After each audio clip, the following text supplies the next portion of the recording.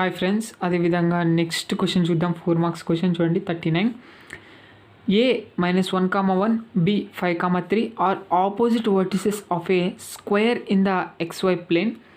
Find the equation of other diagonal not passing through A, B of the square అంటున్నాడు. Okay, so question బాగా observe చేయండి.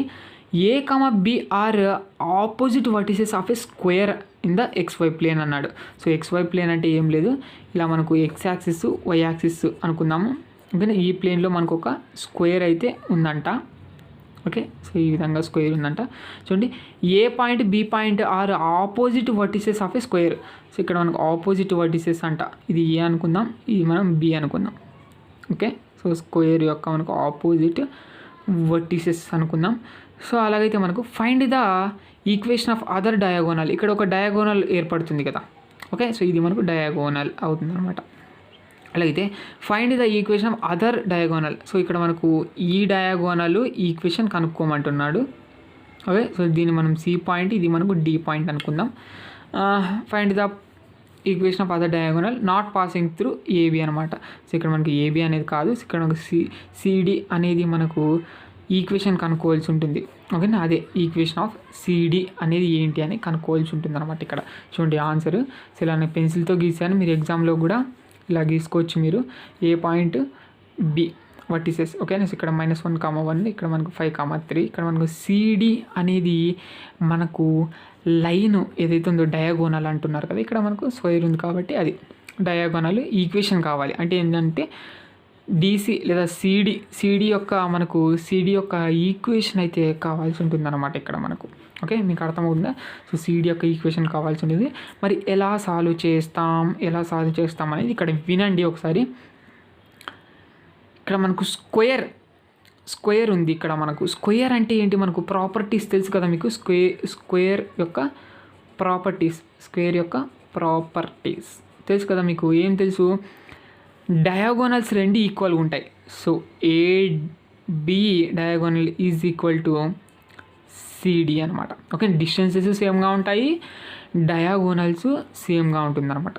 So ఇక్కడ మనకు ఇక్కడ చూసినట్లయితే సిడికి ఏబికి చూసుకున్నట్టయితే మిడ్ పాయింట్ ఒకటే ఉంటుంది. Okay, so mid point O అనుకుంటాను నేను దీన్ని. సో మిడ్ పాయింట్ అనేది, సో ఏబి యొక్క mid point is equal to CD యొక్క మిడ్ పాయింట్. అర్థముందా? సో మిడ్ పాయింట్, ఓకేనా. So mid point of AB is equal to mid point of CD అనమాట. అది పాయింట్ గుర్తుపెట్టుకోవాలి. అంటే ఇప్పుడు మనకి ఏం కావాల్సిండేది, ఈక్వేషన్ ఆఫ్ సిడి ఒక్కటే కావాలి. సో సిడి యొక్క ఈక్వేషన్ కావాలంటే ఏబి యొక్క మిడ్ పాయింట్ కనుక్కుందాం. ఏబి యొక్క మిడ్ పాయింట్ కనుక్కుంటే ఓ అనుకుంటాను నేను, X, Y అనేది సమ్ వాల్యూ అయితే వస్తుంది. అంటే ఏంటి, మనకు ఈ పాయింట్ అనేది మనకు సో ఏబి పైన ఉన్నట్టు సిడి పైన కూడా ఉన్నట్టు కదా. సిడి కూడా మిడ్ పాయింట్ ఇది అయిపోద్ది అనమాట. ఓకేనా, స్క్వేర్ ఉంది అంటే. ఓకే, సో ఇదనమాట. సో అలాగైతే మనకు ఇంకా లైను పైన పాయింట్ అయితే వచ్చేసింది. ఓకే, సో సిడి పైన పాయింట్ అయితే వచ్చింది. ఓకేనా, మనకు కావాల్సింది స్లోప్ కావాలి. స్లోప్ ఉన్నట్టయితే మనకు అప్పుడు ఏమి అప్లై చేయొచ్చు, y - y1 is equal to m into x - x1 అనే ఫార్ములా యూజ్ చేసేసి, పాయింట్ ఉంది, లైన్ పైన పాయింట్ ఉంది. సో అదేవిధంగా స్లోప్ కావాలి. సో స్లోప్ ఉంటే ఇంక మనకి ఈ ఫార్ములా యూజ్ చేసి ఈక్వేషన్ ఆఫ్ సిడి అనేది కనుక్కున్నట్టే అయిపోతుంది అనమాట. సో ఇప్పుడు మనకు పాయింట్ అయితే వచ్చేసింది. Okay, so mid point AB యొక్క మిడ్ పాయింట్ కనుక్కున్నట్టయితే దానికి సిడి పైన పాయింట్ ఉన్నట్టు లెక్క. సిడి కూడా మిడ్ పాయింటే, మనకు పాయింట్ లైన్ పైన పాయింట్ ఉన్నట్టు లెక్క అయిపోద్ది. ఓకే, సో బాగానే ఉంది. మరి స్లోప్ ఎక్కడి నుంచి కనుక్కుంటామంటే గుర్తుపెట్టుకోండి, ఇలా మనకు స్క్వేర్లో 2 డయాగోనల్స్ ఉన్నాయి అంటే ఇక్కడ మనకి ఏమవుతుందంటే యాంగిల్ అనేది, సో యాంగిల్ అనేది ఎలా ఉంటుందంటే మనకు 90 డిగ్రీస్ ఉంటుందన్నమాట. అది గుర్తుపెట్టుకోవాలి. ఇవి రెండు మనకి ఎలా ఉంటాయంటే పర్పెండిక్యులర్గా ఉంటాయి అని అర్థం అనమాట. ఓకే, సో ఇవి రెండు పర్పెండిక్యులర్గా ఉంటాయి అనమాట. అలాగైతే మనకు ఏబి నుంచి మనకు స్లోప్ కనుక్కుంటాం m అనేది. సో మనకి ఈ డయాగోనల్ యొక్క స్లోప్ ఎలా ఉంటుందంటే -1/mగా ఉంటుంది. అంతే ఇంకా. ఓకేనా, సో ఇక్కడ మనకి ఏమైపోతుందంటే -1/m అయిపోతుంది. ఇంకా ఈ ఫార్ములా అప్లై చేసినట్టయితే మనకు సాల్వ్ చేస్తే సిడి యొక్క ఈక్వేషన్ అనేది బయటపడిపోద్ది. అర్థమైందా మీకు? ఇప్పుడు ఇది సాల్వ్ చేద్దాం. చూడండి, గివెన్ డయాగోనల్ పాయింట్స్ ఆర్ ఏమి ఇచ్చాడు అనేది రాద్దాం. ఏ ఇచ్చాడు, ఏ వచ్చేసి -1, 1, బి వచ్చేసి 5, 3. అలాగైతే మనకు ముందుగా now we find mid point of AB. So ఇక్కడ మనం చూసుకున్నట్టయితే ఏబీ యొక్క ఓకే, సో ఇక్కడ ఈ విధంగా నీట్గా గీస్తాను ఈ విధంగా. సో ఏబి యొక్క మిడ్ పాయింట్ అయితే కనుక్కుందాం. So mid point of line segment formula తెలుసు కదా, వి నో దట్ ఏంటి మనకు x1 + x2/2 y1 + y2/2. ఇక్కడ let O of x, y be the mid point of AB. So O అనుకుంటాను నేను ఏబి యొక్క మిడ్ పాయింట్. ఓకేనా, ఇక్కడ mid point of CD is equal to mid point of AB అని అర్థం అనమాట. ఓకేనా, సో ఇక్కడ మనకు ఏబి యొక్క mid point is equal to CD యొక్క మిడ్ పాయింట్ అన్నమాట ఇక్కడ.